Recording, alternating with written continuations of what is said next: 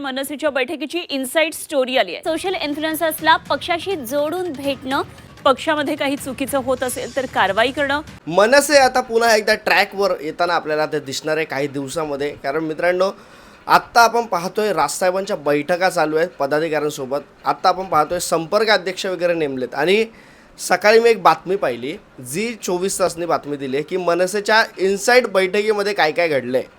तर राजसाहेबांनी काही सूचना दिल्या आहेत। एक तर सोशल मीडियावर इन्फ्लुएन्सर जे असतात त्यांना जवळ करा, म्हणजे आता काय माहिती त्यात मी आहे का नाही। दुसरं तर राजसाहेबांनी असं सांगितलं की लोकांना असं कळू देत की मनसे हा पक्ष ही लोकांची कामं करणारा पक्ष आहे, त्यात दुमत नाहीच आहे। मला असं वाटतं प्रत्येक मराठी माणसाला माहिती आहे की सामान्य माणसाच्या मागे जर का कुठला पक्ष असेल तो म्हणजे महाराष्ट्र नवनिर्माण सेना। प्रत्येकजण तिकडेच धाव घेतो।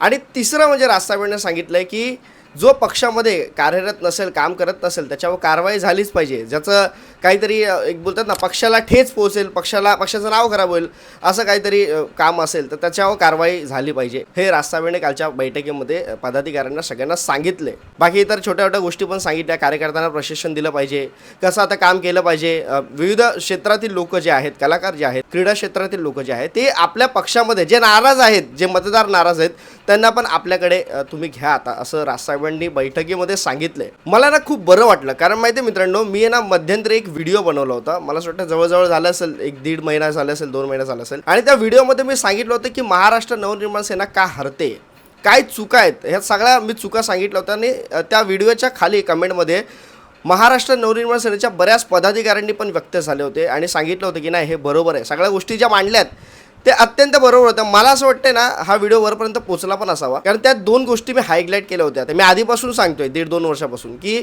मनसेची सोशल मीडिया आणि कार्यकर्ता शिबिर, बाकी काम जे पद्धतीने करते मनसे, त्यात नो डाऊट प्रत्येकजण काम करतात। कार्यकर्ता पदाधिकारी काही बोटावर मोजणे इतके आहेत जे स्वतःचा विचार करतात, ते मला असं वाटतं त्याच्यावर राजसाहेब दखल घेतीलच। पण 2 गोष्टी ज्या आहेत त्या कार्यकर्ता शिबिर आणि सोशल मीडिया, ह्या मी बोललो होतो। त्या सोशल मीडियावर बरेच जण असतात जे काम करत असतात, मनसेची बाजू घेऊन बोलत असतात, त्यांना पक्षाने जवळ केलं पाहिजे हे मी सांगितलं होतं। राजसाहेबांनी आता फायनली आदेश दिलेत। बघूया आता मनसेचे किती इन्फ्लुएन्सर आहेत किंवा इन्फ्लुएन्सर जे आहेत जे समाजासाठी बोलतात त्यांना मनसे किती जवळ करते ते येणाऱ्या पुढच्या काळात कळेलच आपल्याला। पण आता राजसाहेबांनी जे सांगितले ना, ते जर का मनसैनिकांनी, महाराष्ट्र सैनिकांनी जर का फॉलो केले ना, छोट्या छोट्या गोष्टी ज्या म्हणजे आहेत ना, ज्या आता बैठकीत सांगितल्या असतील, त्यांना माहिती असतील चांगल्या पद्धतीने राजसाहेबांनी सांगितले, त्या जर का फॉलो केलं तर येणाऱ्या काळामध्ये मनसेला भवितव्य आहे। कारण एक मोठा मराठी वर्ग जो आहे तो महाराष्ट्र नवनिर्माण सेना पक्षाच्या मागे राजसाहेबांच्या प्रेमाखातीर खंबीरपणे उभा आहे। आज काही बराच मराठी वर्ग तुटलेला पण आहे की काय बरं मनसेचं काम पदाधिकाऱ्यांवर नाराज आहे त्याच्यामुळे, पण राजसाहेबांवर त्याचं प्रेम म्हणून तो टिकून आहे। आणि त्याच लोकांची नाराजी जी आहे ती खतखत कुठं ती निर्माण झालेली आहे त्यांच्यामध्ये, ती आता दूर करा म्हणून राजसाहेबांनी कार्यकर्त्यांना, पदाधिकाऱ्यांना आदेश दिलेत। मी तुम्हाला खरं सांगतो, हे जे आदेश राजसाहेबांनी कालच्या बैठकीत दिलेत ना, ते सगळ्या नीटपणे पार पाडले ना कार्यकर्ता पदाधिकाऱ्यांनी, तर मनसेला खरंच यश आहे येणाऱ्या काळामध्ये। आणि प्रामाणिकपणे जर का हे 3-4 वर्ष काम केलं ना, तसं राजसाहेब आदेश देतील ना त्याप्रमाणे, तर मला असं वाटतं खरंच येणाऱ्या काळामध्ये मनसेला हे सोन्याचे दिवस पाहायला मिळतील। मी जो व्हिडिओ बनवला होता त्यात मी खदखत मांडली होती, ती मी काही मनसेची बदनामी करण्यासाठी म्हणून नव्हती मांडली, तर एक बोलतात ना मराठी माणूस, राजसाहेबांवर प्रेम करणारा माणूस म्हणून मला असं वाटत होतं की हे राजसाहेबांपर्यंत पोचलं पाहिजे की अरे बिचारे ते राजसाहेब ठाकरे महाराष्ट्रासाठी झटण्यासाठी त्यांच्या डोक्यात एक वेगळाच महाराष्ट्र आहे, त्यांच्या ब्लूप्रिंट असतील, इतर सगळ्या गोष्टी आजपर्यंत ते घेऊन आलेत। त्यांच्या कार्यकर्त्यांनी काय मराठी माणसांनी पण कधी ती बघितलीच नाही। काहींनी ज्यांनी बघितली ते राजसाहेबांकडे अजून आकर्षित झाले, पण आता राजसाहेबांनी गुढीपाडव्या सभेत सांगितलं की आता त्या ब्लूप्रिंटचा आत्ता काय उपयोग नाही, वर्ष उलटून गेलेत।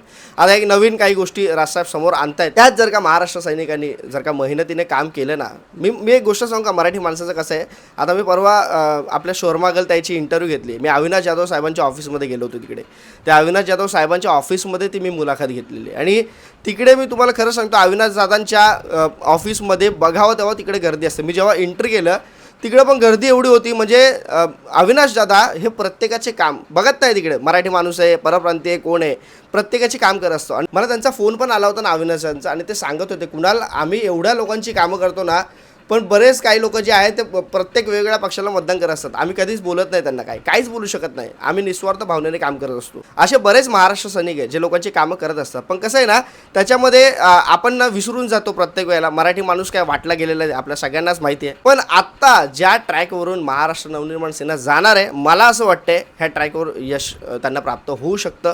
पण जर का पदाधिकाऱ्यांनी त्या गोष्टी राजसाहेबांनी सांगितल्या त्या फॉलो केल्या तरच असं मला वाटतंय. कारण सोशल मीडियाला मला असं वाटतं हलक्यात घेऊन चालणार नाही. आज सोशल मीडियावरच हे भाजप सरकार टिकलेलं आहे. सोशल मीडियाची काय ताकद आहे, मला असं वाटतं महाराष्ट्र सैनिक आहेत सोशल मीडियावर आणि त्यांची बाजू मांडा असतात मनसेची राजसाहेबांची. पण कसं आहे ना, सगळे फाटे फुटलेले आहेत. मी प्रत्येक वेळेला सांगतो ना, एक इथं एक तिथं एक इथं एक तिथं असं झालेलं आहे. आणि भाजपचे जे सोशल मीडियावर काम चालतं ना, ते एकदम प्रोफेशनलरित्या काम चालतं. आणि मी समजू शकतो त्यात मनसेची सत्ता नाही किंवा मग तेवढा फायनान्शियली सपोर्ट नसेल किंवा काय. पण आज जर का पाहिलं तर प्रत्येकाच्या हातात मोबाईल आहे. प्रत्येकजण जास्त वेळ आपला जर का कुठे देत असेल तर तो मोबाईलवर देत असेल. त्यात मग इंस्टाग्राम आलं, फेसबुक आलं, यूट्यूब आलं, सगळ्या गोष्टीमध्ये बघत असतो.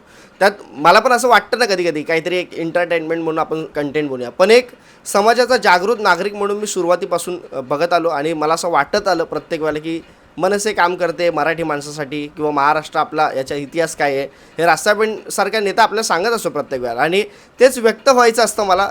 प्रत्येक वेळेला मी सांगितलं तुम्हाला आजपर्यंत की राजसाहेबांसारख्या नेत्याला त्यांची प्रतिमा ही चुकीच्या पद्धतीने लोकांपर्यंत पोहोचवली आजपर्यंत, पण ती बरोबर करून सांगण्याचा प्रयत्न, दाखवण्याचा प्रयत्न मी आजपर्यंत करत आलो. याच्या पुढे जर का मनसेचं काम मला वाटलं चांगलं आहे, जर का वाटलं पदाधिकारी कार्य करतायत त्या जे राजसाहेबांनी सांगितलेलं चांगल्या गोष्टी करतात, मी मनसेची बाजू उत्तमरित्या मांडेल. कारण दुमत याच्यात नाही, हे बरेच कार्यकर्ते जे आहेत, पदाधिकारी आहेत, आपल्याला स्वतःला काय अन्याय झाला तर मनसे आठवते, हे फॅक्ट आहे आणि त्या गोष्टी मनसे करत असते. पण कसं आहे ना, भरपूर छोट्या छोट्या गोष्टींवर पण काम करावं लागेल आणि ते मला असं वाटतं राजसाहेब आता करून घेतील.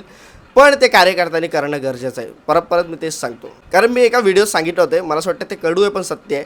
आपण प्रत्येक वेळेला राजसाहेब जे काय सांगतात ना, ते जेव्हा कार्यकर्ते आत्मसात करतील तेव्हा आपण मराठी माणसांना बोलू शकतो की आत्मसात करा. कार्यकर्त्यांपासून सुरुवात जर का झाली तर मला असं वाटतं मराठी माणूस त्याची सुरुवात करू शकतो. आज आपली मराठी भाषा आपण स्वतः आपल्या मनाला विचारा, कधी असं इथं हात ठेवा आणि विचारा की आपण दिवसातून किती हिंदी लोकांबरोबर पण मराठी बोलतो. हिंदी लोक अरे हा ठीक आहे चला ॲडजस्ट करूयात, आपण हिंदीत बोलूयात. आपण स्वतः ठरवणार नाही की त्याला आपण मराठी शिकवू, त्याला मराठी शिकायला भाग पडलं पाहिजे म्हणून आपण मराठी त्याशी बोलावं. आपण नाही असं ठरवत. मला असं वाटतं ही सुरुवात आपण केली पाहिजे. मराठी माणूस हा काय होता, मराठी माणूस हा काय आहे हे राजसाहेबांसारखा नेता आज सांगतोय म्हणून आपल्याला कळतंय. नाहीतर आज या भारत देशाची एवढी वाट लागलेली आहे, मी तुम्हाला सांगतो ना, महाराष्ट्र आणि भारत देश एवढा किचकट झालेला आहे. आपल्या सगळ्या सामान्य माणसाला अशा गोष्टीमध्ये अडकून ठेवलं फक्त आणि फक्त काम. म्हणजे तुम्ही बघा, आज आपल्याला लग्न झाल्यानंतर मुलगा झाल्याच्या नंतर काय तर त्या मुलाला आपल्याला शाळेत टाकायचं, तर शाळेमध्ये टाकायचं म्हटलं तर प्रायव्हेट शाळेतच टाकावं लागतं. त्या प्रायव्हेट शाळेची फीज ही लाखोनी फी असते. त्या फीज जमा करण्यासाठी आपल्याला काम करावं लागतं. स्वतःचं घर एक असलं पाहिजे, त्यासाठी आपण लोन घेतो. लोन भरायचं म्हणून आपण बाकी कामामध्ये इतके गुंतलेलं असतो. त्यामुळे बाहेर राजकीय परिस्थिती काय आहे, बाहेर कोण किती कमवत आहे, बाहेर काय चर्चा चालू आहे, आणि चर्चा त्याच्यावर बोलायचं म्हटलं तर एक काहीतरी अशोक खरात किंवा मग काहीतरी अशा प्रकरणे येतात. बरं, ते प्रकरण येतात ते काय वाईट नाही, पण अशोक खरासारखे असे बरेच प्रकरणं आलेले असतात, अशा बरेच केसेस असतात जे बलात्काराचे प्रकरण असतात. ते एखादंच प्रकरण का मोठं केलं जातं, इतके प्रकरण आज बलात्काराचे घडलेले असतात. पण काहीतरी एका गोष्टीला विसरण्यासाठी म्हणून एक गोष्ट आणायची, हे मला असं वाटतं आपण तेवढं आपण का खुळे आहोत, का आपण ती समजू शकत नाही गोष्ट. मला असं वाटतं हे सामान्य माणसाने विचार केला पाहिजे. आपल्याला सगळ्या गोष्टीमध्ये गुरफडून ठेवलेलं आहे. राजसाहेब सांगतात ना, बरोबर बोलतायत ते. आपण प्रश्नच विचारू नये आणि या सगळ्या गोष्टीतून त्यांना ते साध्य करायचं ते सगळं साध्य करतात. प्रत्येक जण मी असं काय फक्त सत्तेतले लोक नाही बोलत आहे, बाकी इतर जे तुमच्या आजूबाजूला सत्तेत काय एक कोणी नाही आहे. साधा नगरसेवक असेल तिकडे पण काँग्रेसची सत्ता आहे, भाजपची सत्ता आहे, शिवसेनेची सत्ता आहे, मनसेची पण सत्ता आहे. मनसेच्या लोकांना पण बोलतो मी. प्रत्येक ज्याला आपण निवडून दिले त्याच्यावर मला असं वाटतं आपण लक्ष ठेवणं गरजेचं आहे. तो जर का चूक असेल मग तो कुठल्याही पक्षाचा असेल त्याच्यावर बोलणं गरजेचं आहे. कारण आपण समाजाचे जागरूक नागरिक असतो आणि आपल्याला असं वाटतं की अरे काय संबंध माझा राजकारणाशी. पण तुमच्या घरामधले आता हे जे शाळेमध्ये वगैरे तुमच्या मुलाला टाकतात, लाखोची तुम्ही फी भरता ना, तिकडे तुम्ही विचारला पाहिजे सरकारी शाळेमध्ये का अशा सुविधा नाहीत. ह्या छोट्या गोष्टी आहेत, त्या जर का झाल्या त्याच्यासाठी तुम्ही लढलात तर तुमचे किती पैसे वाचतील. सरकारकडून आम्हाला सुविधा का मिळत नाही, ह्या सगळ्या गोष्टीवर भांडलं पाहिजे, बोललं पाहिजे. त्यासाठी तुम्हाला राजकारण द्यावं लागेल. दिवसभर तुमचा काम धंदे सोडून तुम्ही राजकारण द्या असं मी बोलत नाही, पण एक राजकारण हे तुमच्या आयुष्यामध्ये तेवढंच मला असं वाटतं गरजेचं आहे आणि त्याच्यावर तुम्ही लक्ष देणं गरजेचं आहे. जो सत्य आहे त्याला विचारला पाहिजे, तरच आपण एक माणूस म्हणून मला असं वाटतं जिवंत आहोत. आणि अन्याय हा जो होत असेल तर अन्याय सहन करता कामा नये. अन्याय जो सहन करणारा असतो ना तो खरा गुन्हेगार असतो, अन्याय करणारा नाही. हे मला असं वाटतं बाबासाहेबांनी सांगितलेलं आहे आणि आपलं ते लक्षात घेणं गरजेचं आहे. आज मराठी माणसाला एकत्रित आणणारा एकमेव जर का कुठला नेता असेल तर म्हणजे सन्माननीय राजसाहेब ठाकरे आहेत. त्यांना मला असं वाटतं आपण सपोर्ट केला पाहिजे. बघूयात आता पुढे काय होत आहेत, काय मनसेची भूमिका आहे. तुर्तास थांबतो मित्रांनो. तुम्हाला काय वाटतं मला कमेंटमध्ये नक्की सांगा. जय हिंद, जय महाराष्ट्र.